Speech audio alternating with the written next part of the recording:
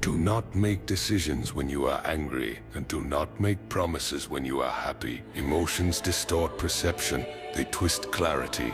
Anger makes certainty feel urgent. It demands action before reasoning can speak. Choices made in that fire often leave scars you never intended. Happiness can do the same. Joy and excitement inflate commitment. Promises made in that state may exceed what reality allows. Both extremes share a danger. They separate impulse from consequence.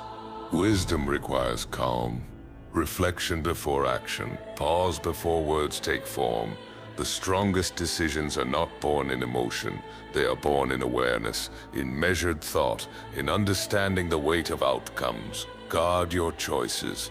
Wait until the storm passes. Wait until the clarity returns. Then act. Then speak. And you will find your decisions hold power, not regret.